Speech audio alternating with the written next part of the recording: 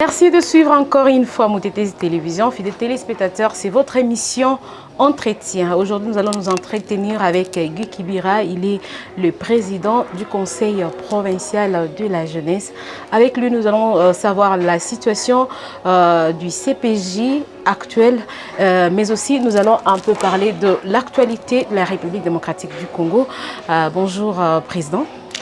Bonjour à vous, Madame Yvonne Kapinga. Bonjour à tous les téléspectateurs de la télévision Moutetesi. Donc, c'est un grand plaisir pour moi d'être honoré par vous en m'invitant dans cette émission.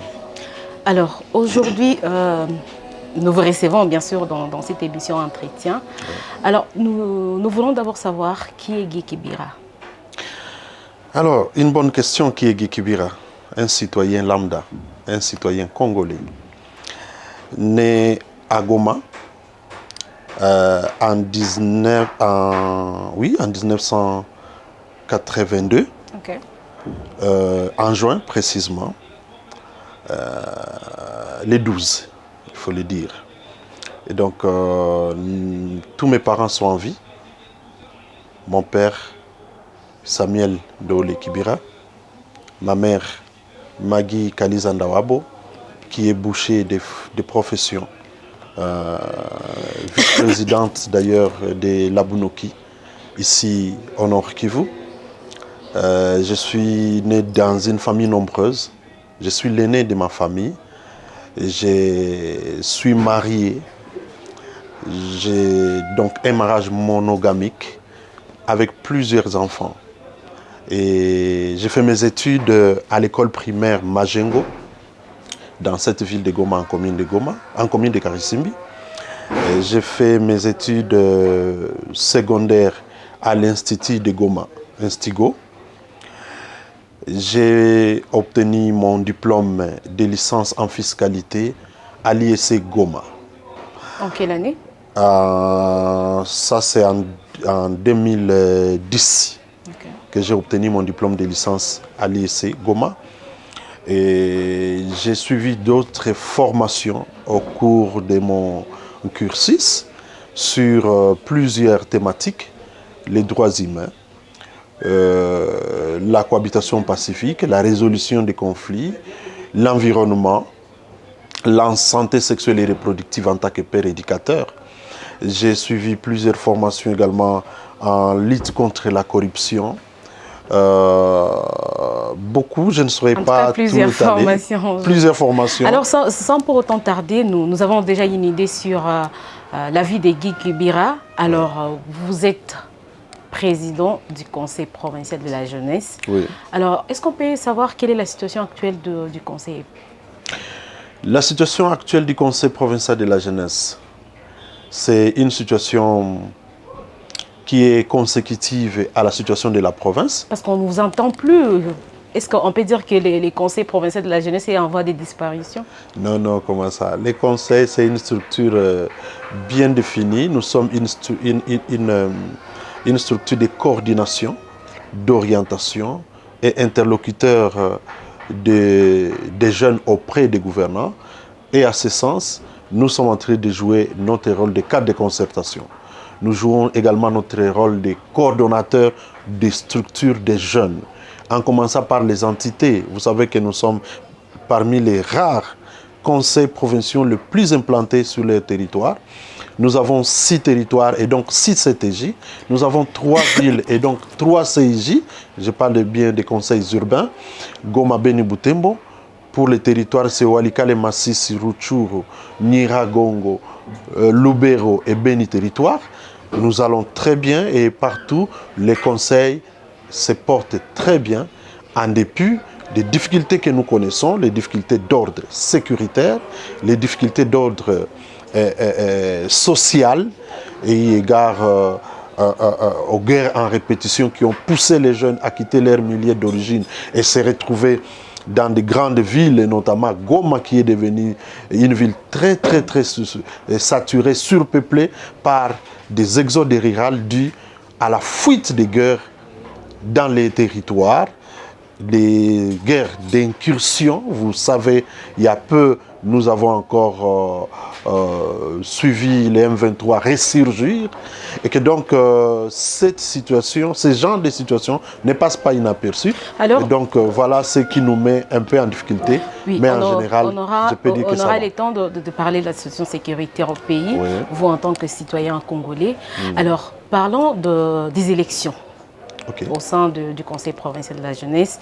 Vous avez en 2021, au mois de mars, annoncé les élections 10 ans après votre mandat à la tête du Conseil provincial de la jeunesse. Est-ce qu'aujourd'hui on peut dire que Guy Kibira est le Mobutu des jeunes?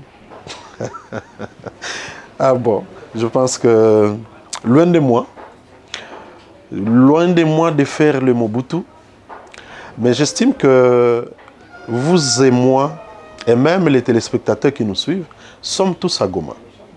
Quand j'ai organisé le point de presse le 12 mars 2021, c'était consécutif non seulement aux 10 ans que nous venions de faire à la tête de cette structure fédératrice des organisations de jeunes en province, mais également parce que nous étions résolument engagés dans un processus de convocation de l'Assemblée générale et élective. Je dois rappeler, nous venions de finir les tours des villes et territoires, excepté Goma, où nous venions d'organiser les élections dans les territoires Beni, dans les territoires plus les villes de Beni, Butembo et même la ville de Goma. Là, c'était en 2021. Nous sommes en 2021. Okay. Nous venions déjà de finir les élections partout, ce qui était une voie pour aller tout droit vers la convocation de l'Assemblée générale et élective. Et je venais de mobiliser des partenaires, y compris le gouvernement provincial qui était le premier partenaire, pour financer la convocation de l'Assemblée générale, mais aussi sa tenue du début jusqu'à la fin.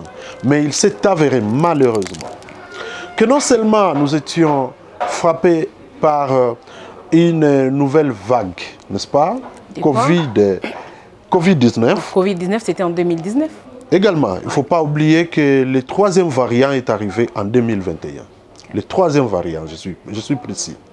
Et que, en plus de cela, alors que nous venions d'abord de saisir les conseils urbains et territoriaux par écrit, avec un programme, un calendrier détaillé du début de la tenue de l'Assemblée générale jusqu'au jour de la remise et reprise, nous serons tous surpris par une décision politique et sécuritaire portant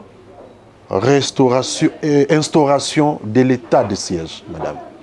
L'état de siège est arrivé comme un coup de foudre, alors que d'abord les jeunes qui étaient ambitieux s'étaient déjà suffisamment préparés pendant plus d'une année pour affronter les enjeux de ces élections, des quartiers généraux bien composés pour constituer les nouveaux comités, et nous, les comités sortants, nous étions disposés à organiser cette assemblée générale et arriver à obtenir les élections. Puisque le plus grand rêve que nous avons aujourd'hui, je parle de notre comité et de moi personnellement, c'est que 10 ans après, nous avions tellement envie... Ici, on va parler des 12 ans après, alors. Aujourd'hui, on va parler de 11 ans. 11 ans, ok. Nous sommes en 2022. C'est que 11 ans après, nous avons tellement besoin d'arriver à faire notre discours bilan pour dire d'où vient les conseils, où en sommes-nous, et c'est à quoi nous aspirons pour l'avenir. Pourquoi vous avez fait 11 ans à la tête du Conseil provincial de la jeunesse? Parce qu'en ce que je sache, le mandat est de 5 ans seulement. Oui, mais 5 ans renouvelables, ce que vous devez savoir. Okay. Je dois vous dire les contenus de nos textes. Et donc vous avez été voté pour la deuxième fois. Rappelez-vous, madame, que j'ai été élu le 12 mars 2011 et que j'avais droit à mes 5 ans. De 2011 jusqu'à 2016, j'ai fini mon mandat. Okay. Et de 2016 Et de 2016 jusqu'en 2000 pratiquement 20, ok, je suis allé dans un mandat bonus faute à la convocation de l'Assemblée générale pour n'avoir pas qui devrait réuni. Convoquer l'Assemblée générale? C'est bien moi et j'ai convoqué déjà à 6 mois de la fin de mon premier mandat. Quand vous dites faute de l'organisation de l'Assemblée générale, donc vous l'avez fait sciemment pour prolonger votre mandat, on peut dire ça. La problématique s'est posée à quel niveau? Il y a eu chevauchement des mandats. Quand je parle de chevauchement des mandats, c'est en rapport avec les villes et territoires. Je dois donner une notion très importante que beaucoup de gens ne connaissent pas. C'est que chez nous, les élections se font au suffrage universel indirect. Ce ne sont pas tous les jeunes qui sont convoqués, peut-être dans une salle pour procéder au vote. Non. Ce sont les grands électeurs. Et pour, de par nos textes, les grands électeurs, c'est qui? C'est d'abord les conseils hiérarchiquement inférieurs au conseil provincial. C'est-à-dire les conseils territoriaux et les conseils urbains pour la province du Nord Kivu constituent la première catégorie d'électeurs. La deuxième catégorie d'électeurs, ce sont les membres du bureau du comité sortant, donc mon comité. La troisième catégorie, ce sont les ASBL, ONG, Mouvement de la Jeunesse, membres du Conseil provincial de la Jeunesse. C'est-à-dire des structures régulièrement constituées, conformément à la loi 004 portant fonctionnement des ASBL et les établissements d'utilité publique, enregistrés aux services centraux, au niveau provincial, c'est au niveau de la division de la jeunesse, mais ayant adhéré à la structure Conseil provincial de la jeunesse. Ce sont seulement ces structures qui participent à l'Assemblée générale, y compris les jeunes de confession religieuse, les mouvements de la jeunesse, et là je suis précis, quand je parle des mouvements de la jeunesse, je parle au mouvement scout et le guide qui est le scoutisme féminin. Et que donc, voilà ce qui a causé des problèmes, c'est-à-dire que ceux-là qui devaient venir légitimer les nouveaux bureaux, eux-mêmes étaient dans l'irrégularité. Ils étaient dans une position où ils devaient d'abord organiser les élections.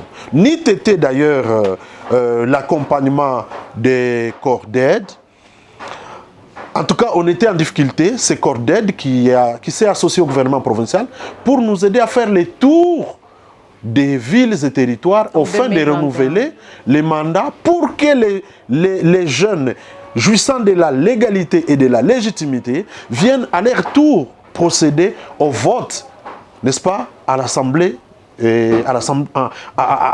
générale et élective du Conseil provincial de la jeunesse. C'est ce qu'il faut comprendre. Ça vous a pris 6 ans, parce que de 2016 en 2021... Bon, 6 ans, il faut pas compter 6 ans avec comme unique prétexte l'organisation des élections. Non. Il n'y avait pas que des contraintes financières pour organiser ces élections. Quand je vous souligne Corded qui a accompagné, c'est parce qu'il a apporté un appui financier sans lequel on ne saurait pas organiser ces élections parce que les moyens que le gouvernement provincial avait disponibilisés étaient insuffisants.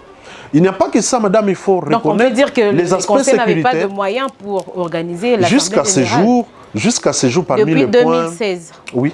Jusqu'à ce jour, les points les plus criminants qui ont empêché la tenue de l'Assemblée générale, c'est beaucoup plus les fonds et par la suite les contextes sanitaires et sécuritaires. Il n'y a que les 3 grandes raisons, parce que pour nous, les comités sortants, nous sommes disposés à tout moment pour convoquer cette Assemblée générale. La seule difficulté, c'est les fonds. Et là même, quand je vous parle maintenant, là, je vous dis que je suis en train de mobiliser les ressources en dehors du gouvernement provincial. Et nous sommes en voie de trouver ces moyens pour la tenue de l'Assemblée générale et élective. Alors, je ne connais pas les règlements intérieurs ou soit la loi du Conseil provincial de la jeunesse. Oui. Alors, au début de l'émission, vous avez dit que vous étiez des 82. Et aujourd'hui, Guy Kibira est toujours jeune? Oui, je le suis.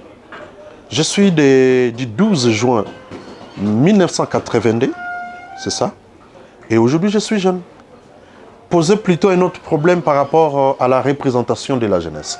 Je vais vous parler ici d'une notion de la charte africaine sur la jeunesse et même de la politique nationale de la jeunesse. Puisque le Conseil national fonctionne en fonction de ces outils-là.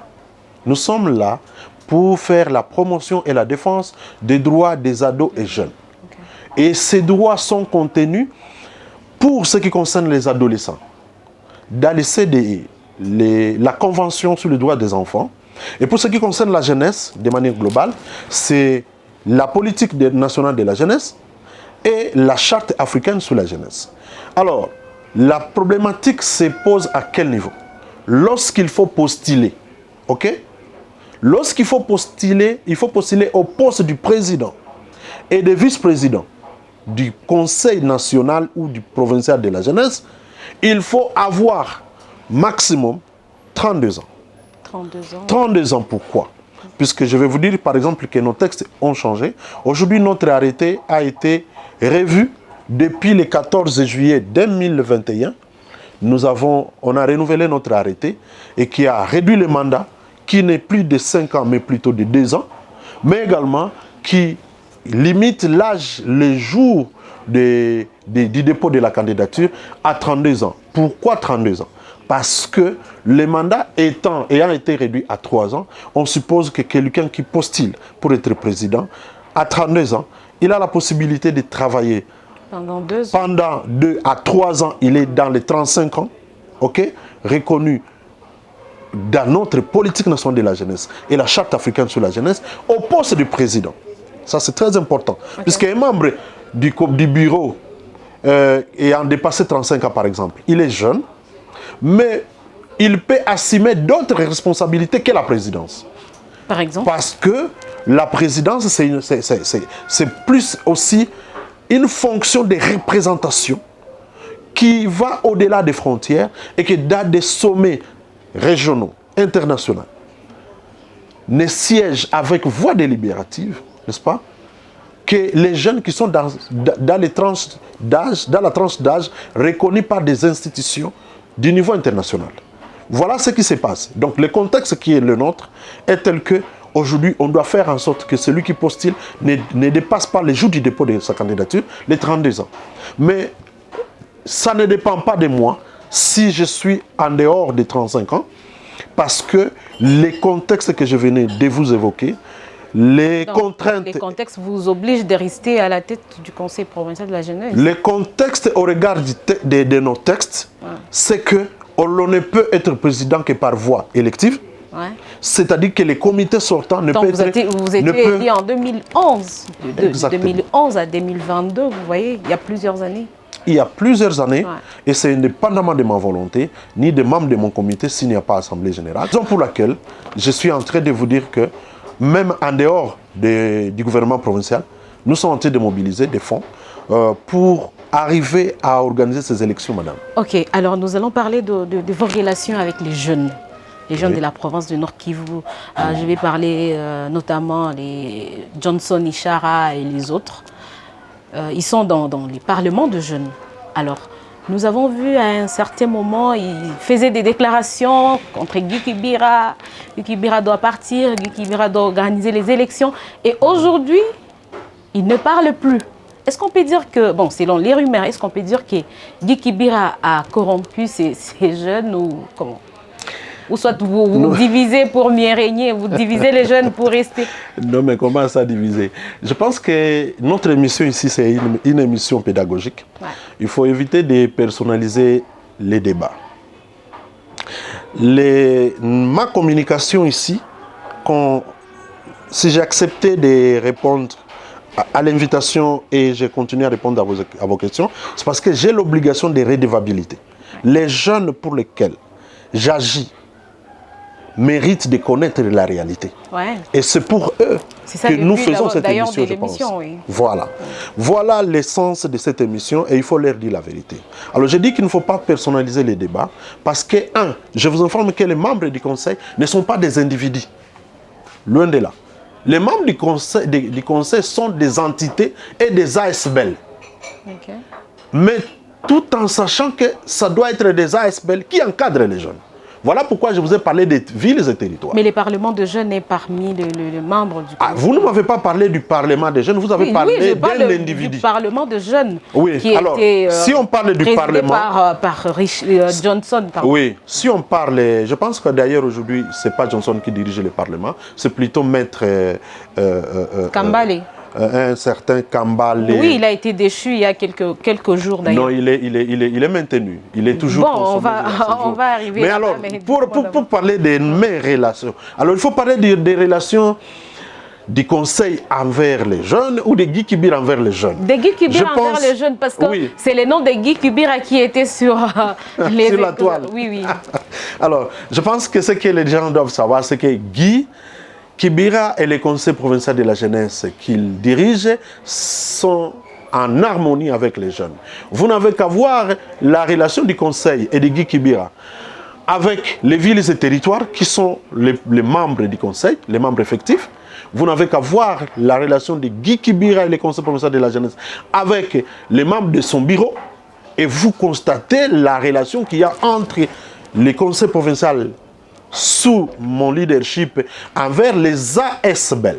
Vous n'avez qu'à voir ma relation avec les scouts, les guides, les confessions religieuses, le parlement d'enfants, les RACOJ, les RAGECOPOD, l'ODH et beaucoup de structures qui font le travail. Des jeunes. Non mais écoutez, vous l'aviez déjà cité, pourquoi voulez-vous qu'on fasse une redondance? Non, parce que moi je voulais savoir la relation. Pour votre information, je suis censé citer les structures qui sont membres effectifs. Okay. À ce jour, je sais que de fait, le Parlement est là, mais je ne peux pas aujourd'hui compter le Parlement parmi les membres effectifs. Pourquoi? Avec voix délibérative au Conseil provincial de la jeunesse. Puisque n'ayant pas adhéré, et ils sont libres. Mais ils sont libres. Jeunes. Vous gouvernez sans le jeune. Vous ne pouvez pas réduire, madame, la jeunesse du Nord Kivu au seul Parlement des jeunes. Pourquoi vous ne parlez pas? C'est une partie de la jeunesse, parce que le Parlement des jeunes regorge plusieurs jeunes d'ailleurs. Je veux bien. Pourquoi vous ne parlez pas des scouts, madame? Puisque les scouts, non seulement, ils sont bien implantés. Je parle du Parlement de jeunes parce que ce sont eux qui ont fait des déclarations par rapport à votre mandat. Il n'y a pas que le Parlement. Il y a les mouvements citoyens. OK? Ouais. Il y a cette structure que vous venez de citer. Le Parlement de jeunes. Pourquoi vous ne voulez pas citer le Parlement de jeunes? Et beaucoup d'autres s'interrogent encore, même certaines associations se sont levées, des partis politiques. J'ai vu les Katumbistes, par exemple, n'est-ce pas? J'ai vu des coalitions s'organiser parce qu'ils n'avaient pas d'informations. Et dès qu'ils ont eu les informations, ils se sont tus d'eux-mêmes. Et il n'est pas question de corruption. Ils n'étaient pas informés. Voilà, ils n'étaient pas informés. Mais du moment qu'ils sont informés, ils cessent d'agir comme ils le faisaient. Et vous ne pouvez pas dire qu'il y a eu, qu'on a acheté leur silence, qu'on a corrompu. Non, madame. Moi, je suis un homme respectueux des valeurs.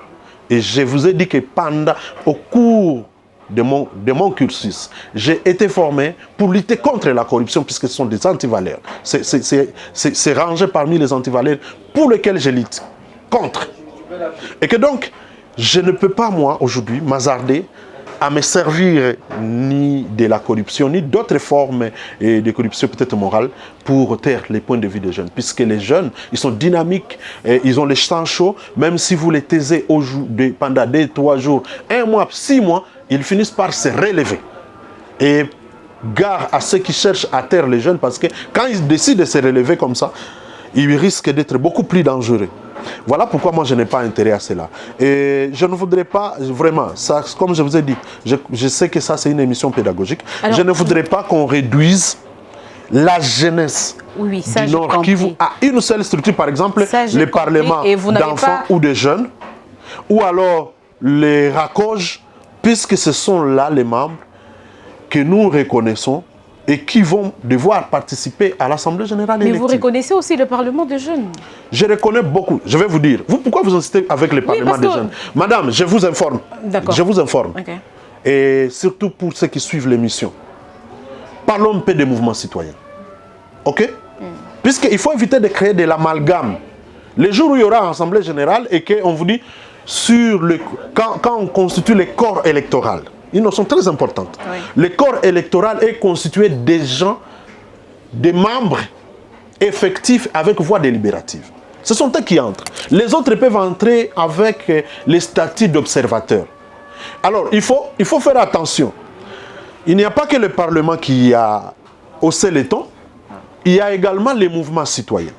Parlons de Lucha RDC Afrique. Parlons de Lucha tout court, puisque vous connaissez aussi qu'il y a, plusieurs Lucha aujourd'hui. Voilà. Si ces structures-là, les jours de la convocation de l'Assemblée générale, ne sont pas repris sur la liste des structures devant participer à l'Assemblée générale, il ne faut pas voir dans cela des magouilles. Les mouvements citoyens, ce sont des structures de fait qui ne sont pas constituées. Au terme de la loi, juridiquement, ça n'existait pas. Et donc, quelqu'un qui vient au nom d'une structure qui n'existait pas ne peut pas entrer dans l'Assemblée générale. Okay. Ça, c'est une précision de taille. Il ne faut pas crier à la politisation ou à l'exclusion surtout d'une frange de la jeunesse. J'aimerais savoir une chose. Oui. Alors, il y a Lucha RDC Afrique, il y a Lucha tout court, il y a également Parlement de jeunes El Kambale qui a remplacé Johnson et le Parlement des jeunes Ibrahim. Alors, dites-nous, vous allez inviter quelle structure, donc, vous allez inviter quel parti entre ces deux mouvements que je viens de citer? Moi, je n'inviterai, en tout cas, que les structures qui sont reconnus juridiquement, enregistrés à la division de la jeunesse et qui ont adhéré au conseil provincial de la jeunesse. Si au jour de la convocation de la jeunesse, il se fait que l'un des mouvements citoyens a réussi à se faire enregistrer, je ne vois pas, en tout cas, je n'ai pas d'excuse à ne pas les inviter. Et même si j'ai refusé, l'Assemblée générale devra se statuer sur cette question et leur donner droit de vote. Puisque pour votre information, même moi, tout le travail que j'ai fait, c'est juste préparer le lit. Le souverain primaire, n'est-ce pas? Les derniers décideurs, c'est l'organe qu'on appelle Assemblée générale. C'est ça l'organe suprême, même quand je vais convoquer l'Assemblée générale. Avant toute chose, ce n'est pas moi qui vais valider les mandats. Ce sont les membres constituant l'Assemblée générale qui vont valider le mandat. C'est la première tâche de l'organe Assemblée générale. Validation des mandats. Après validation du mandat, c'est l'audition des rapports ville par ville, territoire par territoire, et puis le niveau provincial. Ce n'est qu'après cette étape qu'on procède au principe sur la loi électorale et la mise en place de la commission électorale. Figurez-vous, même la commission électorale, je ne suis pas compétent de l'instituer. Ça sera les membres de l'Assemblée générale qui vont devoir mettre en place la commission électorale. Alors, le Conseil n'a pas encore de moyens. On peut attendre encore 2 ans ou 3 ans ou 5 ans pour que cette Assemblée ait lieu. Ça prendra le temps que ça prendra, mais nous cherchons à le faire le plus vite que possible. J'ai été hier, par exemple, pendant plus de 2 heures avec des partenaires qui sont disposés à accompagner les élections au Nord Kivu, parce qu'il y a des partenaires qui veulent travailler avec la jeunesse, mais ils tiennent justement à ce qu'il y ait cette légitimité renouvelée avec de nouveaux membres. Et moi, je soutiens cela, mais figurez-vous, il n'y a pas que ce que je vous ai évoqué comme difficulté d'ordre financière et peut-être même technique. Il y a aussi quand même un problème. Aujourd'hui, les territoires de Nyiragongo, jusqu'à ce jour, depuis qu'on a organisé les élections, on n'a pas procédé à l'investiture du comité. Et que donc, aujourd'hui, nous fonctionnons avec un problème. Bon, des interférences politiques, parce qu'il y a certains politiques qui veulent avoir une même mise sur une catégorie de la jeunesse et qui créent des duplications du comité au niveau du territoire de Rutshuru. Aujourd'hui, non pas de Rutshuru, je parle plutôt de Nyiragongo. Aujourd'hui, ça cause problème. Et que donc, c'est aussi parmi les raisons pour lesquelles il y a retardement de la convocation de l'Assemblée générale. C'est qu'il y a des petits préalables qui ne dépendent pas vraiment de Guy Kibira, puisque moi, je ne suis pas compétent pour investir le comité. C'est seulement l'administrateur du territoire. Alors, un jour, quand vous aurez l'occasion, posez la question à l'administrateur du territoire de Nyiragongo, pourquoi il ne procède pas à l'investiture d'un comité régulièrement élu en présence non seulement de l'administrateur et ses assistants, de tous les services, des ministres provinciaux, celui de l'intérieur, celui de la jeunesse, mais également des commissaires généraux, Et beaucoup de partenaires qui ont participé, avec les beaux offices d'ailleurs du gouverneur de province, dans la salle du gouvernorat. Voilà autant de difficultés pour lesquelles Guy Kibira n'a pas le dernier mot, mais en ce qui me concerne, madame, j'ai hâte d'arriver au jour J, non seulement de l'élection des nouveaux bureaux, mais également le jour de la passation civilisée du pouvoir entre moi et le président entrant, que j'attends avec les bras ouverts. Alors nous sommes presque à la fin de notre émission. Merci d'avoir répondu à notre invitation. Avant de nous séparer, vous avez un message à lancer à ces jeunes? Alors les jeunes qui attendent impatiemment l'organisation des élections, je voudrais les rassurer. Je rassure les jeunes en leur disant les retards dans la tenue de l'Assemblée générale n'est pas du chef de Guy Kibira ou des membres de ce comité. Bien au contraire, nous avons tellement besoin et même intérêt. J'ai déjà raté plusieurs opportunités, moi, personnellement, parce que je suis tenu au cou par l'Assemblée générale qui n'a pas encore eu lieu. Mais également, ils doivent savoir qu'ils ont investi en nous. Aujourd'hui, nous venons de faire un travail de titan. C'est nous qui venions d'organiser l'Assemblée générale et élective du Conseil national de la République démocratique du Congo qui a eu lieu à Kisantu au mois d'août passé. Okay. Ça veut dire que nous avons de l'expertise, ils peuvent compter sur nous. Et les jours J, ils vont assister à une tenue sérieuse de l'Assemblée générale et élective et ils peuvent être sûrs qu'ils auront la liberté d'élire librement leurs nouveaux dirigeants. Mais en attendant que cela arrive, je les appelle à l'unité, à continuer à s'approprier de cette structure. Guy n'est pas éternel, comme tu disais, tu as fait allusion au Mobutu, faire le moboutisme. Eh bien non, moi je suis disposé à organiser ces élections. Je voudrais plutôt qu'ils se joignent, qu'ils joignent leur voix aux nôtres, n'est-ce pas, pour que nous puissions pousser les membres, le gouvernement provincial et ses partenaires à nous donner les moyens nécessaires et surtout de nous donner le feu vert, puisqu'il ne faut pas qu'on nous impose les contraintes de l'état de siège pour tenir l'Assemblée générale. Je tiens à ce que cette situation se fasse le plus vite possible et ça sera une très bonne occasion pour moi de faire mon discours bilan, que les jeunes sachent officiellement qu'est-ce que nous avons fait, puisque dans cette émission, du début jusqu'à la fin, on n'a pas eu l'occasion de dire qu'est-ce que nous avons fait. Malheureusement, on n'avait que 30 minutes seulement. Vraiment. Merci beaucoup, très chers téléspectateurs. C'est la fin de notre émission. Nous étions avec le président Guy Kibira. On se retrouve très prochainement pour suite des programmes sur Moutété Télévision.